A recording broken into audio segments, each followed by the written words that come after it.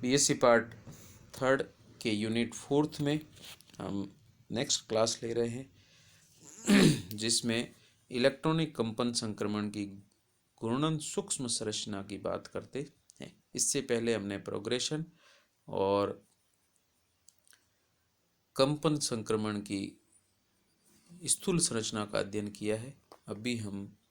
घूर्णन सूक्ष्म संरचना का अध्ययन कर रहे हैं, अर्थात rotational fine structure of electronic vibrational transition. Electronic कंपन स्पेक्ट्रम की उच्च आवर्धन या उच्च रिजोल्यूशन से देखने पर इसमें अति सूक्ष्म निकटवर्ती सूक्ष्म रेखाएं प्रदर्शित होती है या पाई जाती हैं, जिसे हम सूक्ष्म या घूर्णन सूक्ष्म संरचना कहते हैं। द्विपरमाणु अणु की कुल ऊर्जा को हम पहले ही प्रदर्शित कर चुके हैं कि जो कि इलेक्ट्रॉनिक वाइब्रेशनल और रोटेशनल ऊर्जाओं के योग के बराबर होती है। घूर्णन की संक्रमण ऊर्जा ER निम्न प्रकार दी जाती है, जो कि हम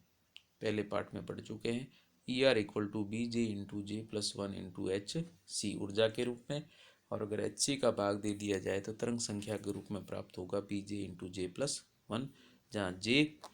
घूर्णन क्वांटम संख्या को प्रदर्शित करता है। समीकरण 2 से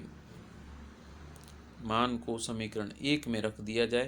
तो कुल ऊर्जा इलेक्ट्रॉनिक संक्रमण की कुल ऊर्जा प्राप्त होगी EE + EV + BJ×J+1×HC के द्वारा समीकरण 3 से। ऊर्जा परिवर्तन के रूप में अगर प्रदर्शित कर दिया जाए तो इन सभी का परिवर्तन दर्शाया जाएगा। इलेक्ट्रॉनिक संक्रमण में उत्पन्न विकिरण की तरंग संख्या लेनी हो तो सभी में HC का भाग दे देते हैं और ये प्राप्त हो जाएगा समीकरण नंबर 4, जिसमें इलेक्ट्रॉनिक संक्रमण से उत्पन्न विकिरण की तरंग संख्या delta nu bar equal to हो जाएगा डेल्टा न्यू जीरो बार। यह न्यू जीरो बार ये इलेक्ट्रॉनिक और वाइब्रेशनल संक्रमण की तरंग संख्याओं का औसत मान है, प्लस हम सूक्ष्म स्तर के लिए कंपन संक्रमण को घूर्णन संक्रमण को प्रदर्शित कर रहे हैं, और ये हो जाएगा डेल्टा BJ×J+1 समीकरण 4 से, जहाँ डेल्टा न्यू जीरो बार निश्चित बैंड की उत्पत्ति की तरंग संख्या को प्रदर्शित करता है, जहाँ से बैंड प्रारंभ होगा उस स्थान को दर्शाएगा। इसका चयन या वर्णन या सिलेक्शन रूल क्या है तो उसे हम प्रदर्शित करते हैं अलग अलग पदों में। उसमें पहला हम ले रहे हैं उच्च व निम्न इलेक्ट्रॉनिक संक्रमण अवस्था जिसमें अंतर्नाभी की अक्ष पर कोणीय संवेग नहीं होता है। ध्यान रखना है, उच्च व निम्न इलेक्ट्रॉनिक संक्रमण अवस्था जिसमें अंतर्नाभी की अक्ष पर कोणीय संवेग नहीं होता है, उसके लिए चयन नियम +-1 है। इसके अनुसार इस चयन के संक्रमण में केवल P+R शाखाएं प्राप्त होती है, Q शाखाएं इसमें नहीं बनती है, अर्थात V और V' का मान बराबर, या कह सकते हैं J और J' का मान बराबर नहीं होता है, केवल +-1 ही संभव है। इसको हम दर्शाएं तो सेकंड रूप में इसको प्रदर्शित किया जाता है अन्य सभी संक्रमणों के लिए जिसमें उच्च निम्न या दोनों अवस्थाओं में अंतर्नाभी की अक्ष के सापेक्ष कोणीय संवेग उत्पन्न होता है, तो उसके लिए चयन नियम हो जाएगा डेल्टा J बराबर 0 और +-1। यहाँ पर डेल्टा J 0 और +-1 दोनों हो सकता है। उपयुक्त नियमानुसार स्पष्ट है कि P व R शाखाओं के साथ इसमें Q शाखाएं भी उत्पन्न होती है। इलेक्ट्रॉन स्पेक्ट्रम व इलेक्ट्रॉनिक संक्रमण, इसको हम प्रदर्शित करें कि इलेक्ट्रॉनिक संक्रमण जिसमें B से B' तथा J से J' कंपन या घूर्णन क्वांटम संख्याओं में संक्रमण होता है, जिसमें निम्न से उच्च ऊर्जा स्तर में संक्रमण हो तो संक्रमण की तरंग संख्या हम समीकरण 5 से प्रदर्शित करते हैं, और ये हो जाएगा delta nu bar equal to delta nu zero bar plus उच्च ऊर्जा स्तर के लिए B' J' तथा J'+1 उच्च स्तर के लिए, इसमें से घटाएंगे निम्न स्तर के लिए BJ×J+1 को समीकरण 5 से।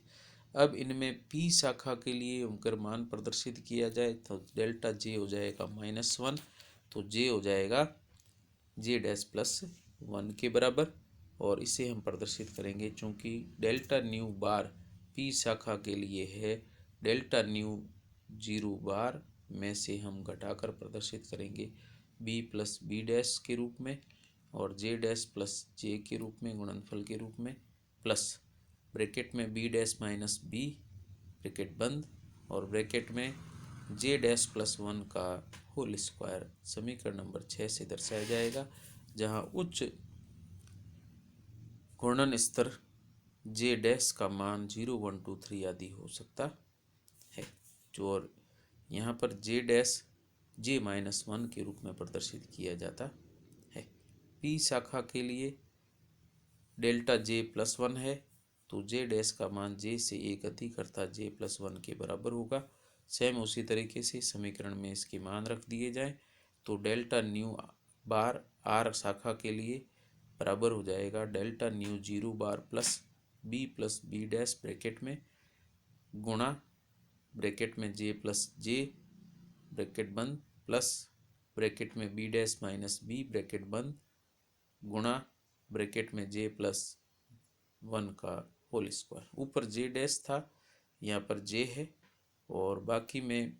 बी और बी डैश के मान जैसे पहले थे वैसे के वैसे रखे गए हैं। ये समीकरण नंबर हो जाएगा 7। समीकरण 7 व 8 को अगर एक साथ प्रदर्शित करें तो हम इसे पी और आर शाखा के लिए एक सामान्य तरंग संख्या संक्रमण सूत्र डेल्टा न्यू बार पी और आर शाखा के लिए प्रदर्शित करें तो डेल्टा न्यू 0 बार दोनों में सेम है, प्लस माइनस में ये मान प्रदर्शित होंगे जिसमें B plus B dash bracket में into M plus B dash minus B bracket बंद एम स्क्वायर, जहाँ पर एम जो दिया गया है ये जे प्लस 1 और जे डैश प्लस 1 को प्रदर्शित करता है। समीकरण नंबर हो जाएगा 8। यहाँ पर M J dash plus 1 P शाखा के लिए और जे प्लस 1 आर शाखा के लिए दर्शाया गया है और एम का मान plus minus 1 plus minus 2 plus minus 3 आदि कोई भी मान संभव है। पूर्णांक संख्या में धनात्मक ऋणात्मक मान होना चाहिए। इसी तरह अगर क्यू शाखा की बात करें तो पी आर शाखा के लिए तो हो गया। अब क्यू शाखा के लिए, क्यू शाखा में चूंकि डेल्टा जे का मान 0 है